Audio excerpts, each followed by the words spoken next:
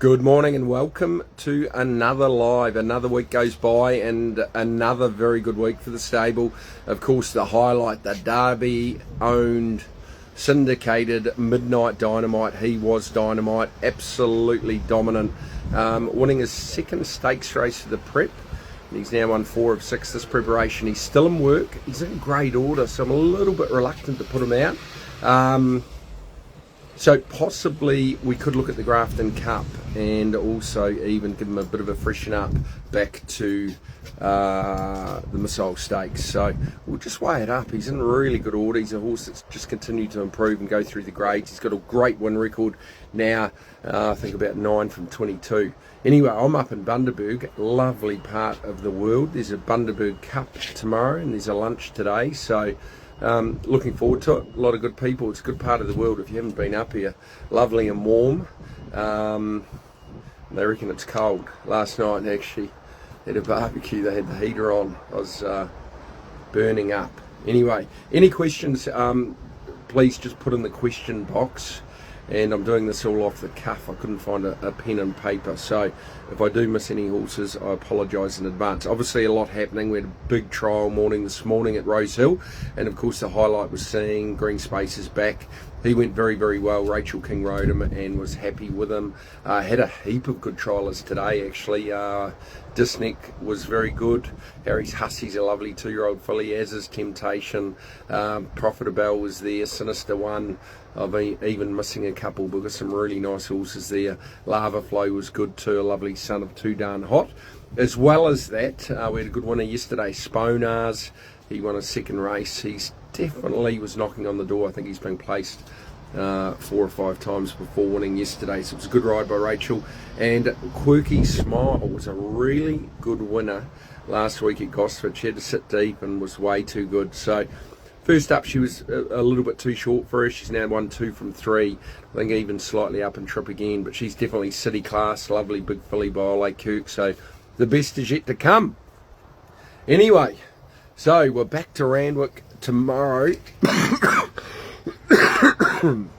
Pardon me. And then, of course, we've got Kemmler Grange too. So it doesn't stop. Always busy. And then, of course, next week, we've got trialling probably Warwoven, Paradoxium and Blue Door, and they all had a gallop on the grass this morning. All went well. As well as that, we've got plenty of young horses coming through the stable, so they're all pretty good. I'll answer a couple of questions. We're not going to muck around too much. Carbon Force, he is an interesting horse, of course. By staying side, he's a strong colt. He's one that's going to come back soon enough, and he is a Derby syndicated horse too, so definitely one that will try and get up early. He's got a good pedigree, as we know, and Caballas, talking about him, he's in the pedigrees, back in the stable. He looks absolutely fantastic.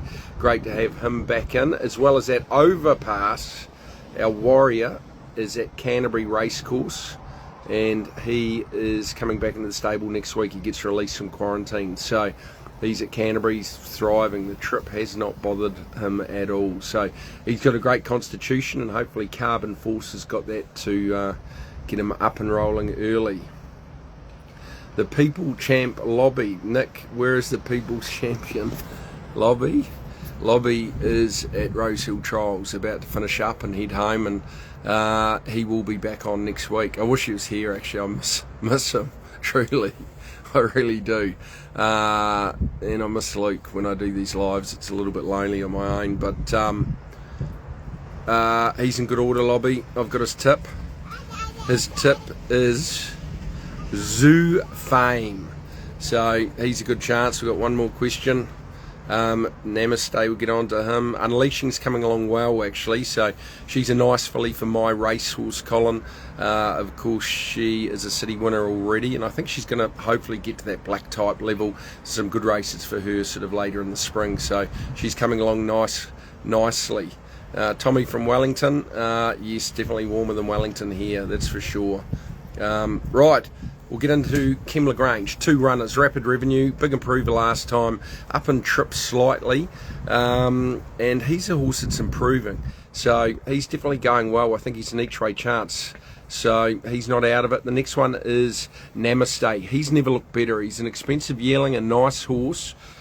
His work on Tuesday was excellent. He's also in at Randwick. We won't run at Randwick. We'll go to Kemmler Grange, 1500. Second up, maybe a little bit of a question mark, but he was very good first up. I think he's doing things a lot better and looks a lot better this preparation. So he's Luke's tip, Namaste. I think he'll be able to get back and he'll definitely hit the line really, really well. I think once we get him up to a mile, we'll see a proper horse. So we're hoping there. Here's a shout out to Lobby, who came over to say hi and see, Brett Lobb. There you go. Penrith, great player. I think he's a good chance. Then we go to Randwick and the track's drying out. It will probably get to a soft 6. Hopefully it plays slightly better. Now we've got a few runners. Celebrity. He has been out of form, but I think last time the track was so wet you can totally forgive him. So I think on a slightly better track with a good gate, the blinkers go on, he definitely can bounce back, but he's going to need to, no doubt about it. So sort of banking on what he did last preparation rather than this preparation from what we've seen. But he's definitely fit and well, and will appreciate getting back on top of the ground. So he's not completely out of it, but he's going to have to turn it around. Zoo Fame, I thought he was very good last time. The big question mark last time was whether he would handle the wet track. And I thought he tried really hard. I don't think he was comfortable. He had to do a little bit of work coming across as well, and just the race shape worked against him. They didn't go overly quick. I think on a better track with a good gate, he's drawn 6, no doubt. He's going to have to turn the tables on Benevac, who won the race last time, which may be tough, but does make that horse a lot better at the weights. And I just think he's going to appreciate getting back on top of the ground. A bigger field as well, a little bit more tempo will probably suit him. So hopefully he can get a gun run just behind them. I think he'll be very hard to beat, and I think he's a horse still on the way up. So he's definitely a big chance. And then we've got 2 in the mile race. Hollywood Hero, very unlikely to run from a wide gate. We may go to the Grafton Cup with him. I do think he's going really well and looks good. And Thunderlips as well, a tricky gate. So we're just debating whether we do run. He's definitely coming into form. He's been okay.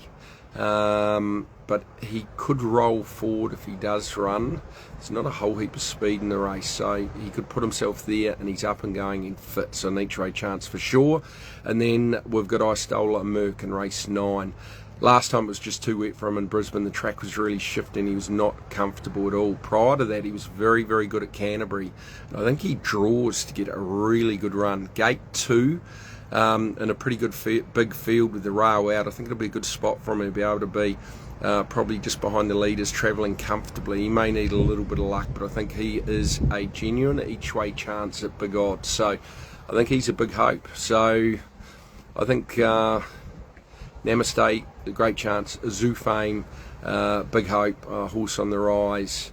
And I Stole a Merc's not completely out of it too. George's tip is Zoo Fame. Lobby's tip is Zoo Fame. We've got some really nice horses coming into the stable. So if you're interested, please contact Georgia at bakerracing.com.au. I'll be back at the stables next week. I must say I'm looking forward to that. A lot happening, a lot of trialers, and even today, one of the funnest things as a trainer is looking at the calendar and thinking we were going to run all these horses that I think are going pretty well. So the way they trialled today, I'm looking forward to a good start to the new season. And of course, is it next Friday? Last day of the season, 31st. And then it all starts again. So we're back to square one, and we'll be very competitive. So I'll answer a couple more questions. Will Cabalis have a lead-up run to give him a chance to get into the Everest? No, he won't. At this stage, things can change, but probably just heading towards Everest Day. So whether he goes in the Sydney Stakes or Everest, you've got 2 great options. If he doesn't get picked up in the Everest, the Sydney Stakes is worth $2 million. It's a big race in its own right. So I think we'll be able to have him absolutely spot on mid-October for Everest Day. So he'll be in one or the other. And of course it comes down to discussions with Derby as well. There's a little bit more to it than just getting picked in the field. Obviously various parties have slots, and it is all based on takeout and so forth. I'm speaking, Andrea Baker has got a question here. I'm up at Bundaberg. I've got a lot of clients up here, and actually during COVID about 4 years ago I was going to take a big party up here, about 20 people, but of course that was called off during COVID, so I finally got back here. And speaking of lunch today, they've got the Bundaberg Cup Carnival, so a big race day tomorrow as well. I'll be back in Sydney. I fly out in the morning, but definitely a good part of the world, and up here promoting racing, which is what we love. That's about all. Profitable had a nice trial today. Cooper very happy with that, and Unleashing I touched on, she's going well, K-Max, so hopefully we get her to the trials or a jump out even at the end of next week. We'll just see how we go, but hope all is well. Take care, good luck over the weekend. That's about all. I won't have too many Bundaberg rums, Andy Bake, I promise.